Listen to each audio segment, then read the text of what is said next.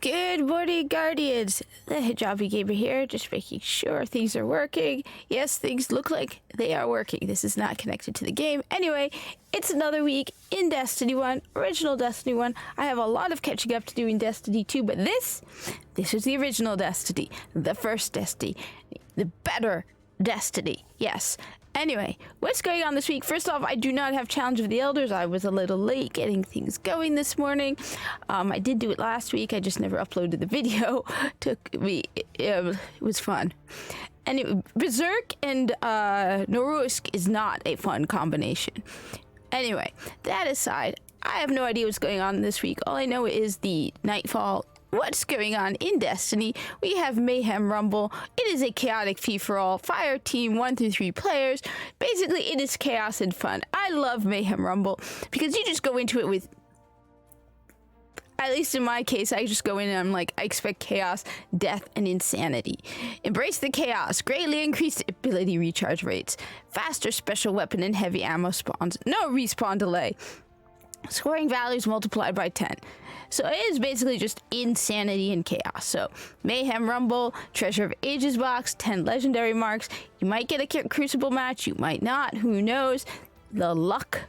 The odds may be in your favor, I believe the term is.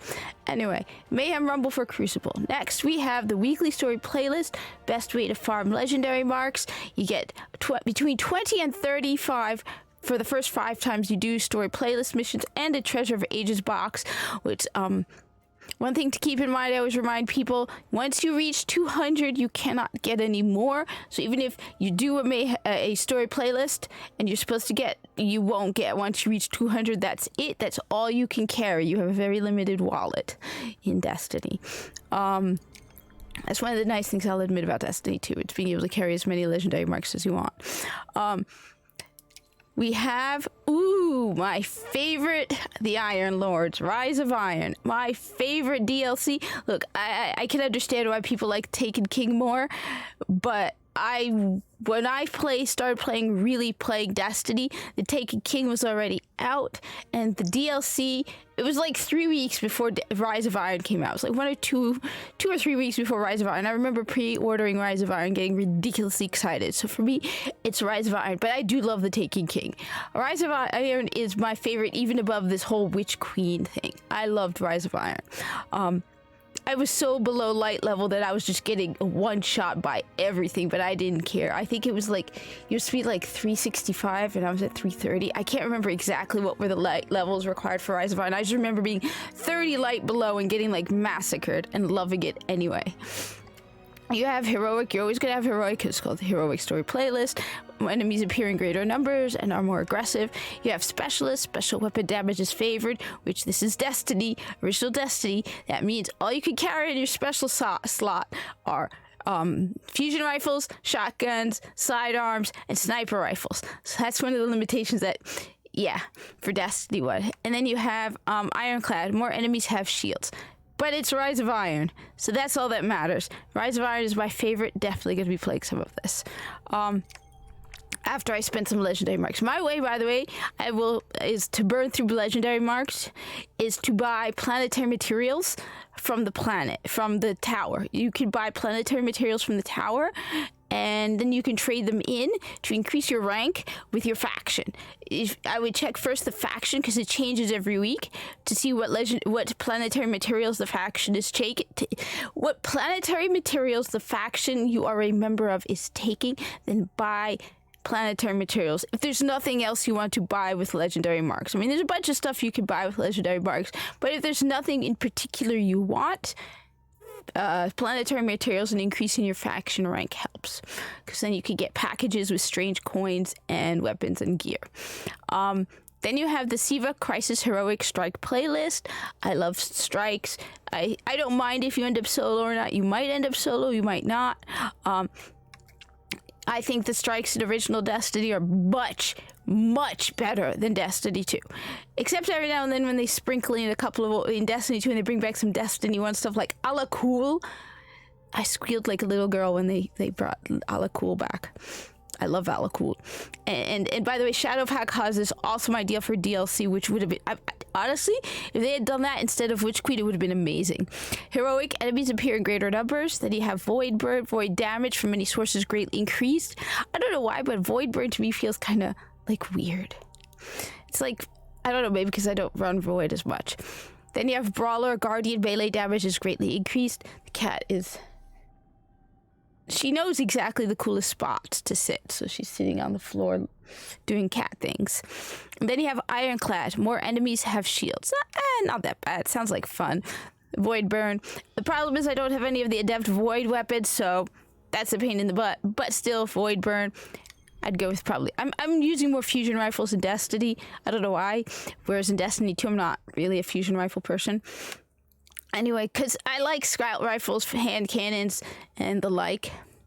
Anyway, the weekly Nightfall strike is one that I actually soloed during a live stream. It is Vallis to Arak on Mars. Where is Vallis to Arak? I don't know why this is lit up because I've done this. There it is. See? Vallis to Arak. I even soloed Vallis to Arak on a live stream and it still isn't marked. Who knows? But it is Vallis to Arak. That's the dude with there's the tank. I did solo it on a live stream. There's that cheese spot you can hide in the corner. I didn't do it fast enough. I need to get faster at Nightfalls, soloing Nightfalls, but Vallis to Arak. The modifiers for the Nightfall are Epic, so heavily shielded and highly aggressive enemies appear in greater numbers. Void Burn. Brawler, guarded melee damage is greatly increased. Grounded, players take more damage while in the air. And more enemies have shield. Oh joy. Tons of fun. Just a reminder to pick up the bounties from Zavala before you do the Nightfall. I forget this all the time. Also, 3 of coins. Don't forget the 3 of coins. But primarily, don't forget the bounties. I think I have a few of them. These are Nightfall bounties. Yeah, here they are. These 3 here, the weekly elite bounties. You have to see the Sunrise bounty. Earn a gold tier achieved medal in the Nightfall before the time expires, and you might get the sniper rifle. But you have to pick these 3 up from Commander Zavala. They aren't with the bounty droid. These are with the bounty droid. So they're weekly. You need to pick them up from him. Anyway, that's the Vanguard Nightfall. I say don't forget the bounties, etc., etc., etc. Nightfall Strike. Challenge of the Elders. I don't have the bosses. Honestly, this is not one I would really like. Super kill bonus is a pain in the butt if you're playing a Golden Gun Hunter. You'd probably have to go with Void. Or maybe Blade Dancer. You need something that you could get a lot of kills with your super. I can bet you, I haven't done it yet, but I bet you one of the bosses is Fallen, is Taken Fallen. What's his name? Psylocke the not Psylocke. The one, oh god, my brain is freezing on the name. I know him because he's a pain in the butt.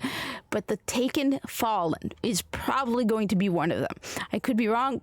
I haven't done it yet, but I'm pretty sure one of them is going to be the Taken Fallen because that's the one that eats your light.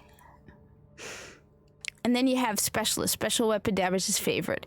But exposure, the best thing to use for exposure is Red Death. And Red Death was a recent purchase from Zur. I told people buy Red Death. This is why you buy Red Death. Red Death is a great weapon for exposure. Each kill heals you and speeds up reloads. But it heals you, so exposure does not affect you if you're using Red Death. Anyway, we also have, and by the way, I apologize to the person who joined while I was trying to solo Challenge of the Elders, because sometimes I like to solo stuff, and I didn't expect it. Finally, you have, but I really want to do raids. It's just, I keep getting caught up in other video games, like this Sunday, instead I played GTA 5, which was a ton of fun. I love GTA 5. That was awesome. But I need money. Anyway, that aside, right? Weekly featured raid. Money in the game. We have Heroic Challenge, Vossic Challenge, and Axis Challenge. That means we have Vault of Glass, which I need to do because I need to get the No Time to Explain on Xbox. Anyway, this raid thing is so difficult. You need 6 people. You need the time to do it. You need the knowledge to do it. I've never been a really big fan of the raids because of that. As someone who likes to primarily play solo. But I do love Wrath of the Machine. Anyway, this is your weekly Destiny update. Thank you for watching. Like, comment, subscribe. I will try to do Challenge of the Elders. I did do it last week. I did it like on Saturday before I tried to do it on stream. But I did beat it with 1 death, and it was a very dumb death too. It took me 6 deaths because the Berserk with the Taken Cabal is the phalanxes. You do not appreciate just how much you rely on Berserk against the Cabal until Berserk is in effect. So Berserk means that the enemies will not flinch no matter how much damage they take. The thing is, this is original Destiny. This isn't Destiny 2. Red Legion, your shields suck. In Destiny 2, you can shoot through the Red Legion shield's piece of cake. Destiny 1, you can't. You rely on them flinching so that they flinch and you can then hit them again. But with that, when Berserk is in effect, you basically have to get around those shields. It is a pain in the butt. Really hate Berserk when dealing with Cabal. I mean, until I dealt with Berserk and Cabal, I did not realize just how much you actually do rely on flinching. I'm like, who relies on flinching? Who cares if the enemy flinches or not? But with the Cabal, because they move their shields when they flinch, and that opens them up to another attack, you really do rely on that. So anyway, comment down below. I mean, were you like me? Did you not realize that flinch actually plays a major role? What do you think of Berserk?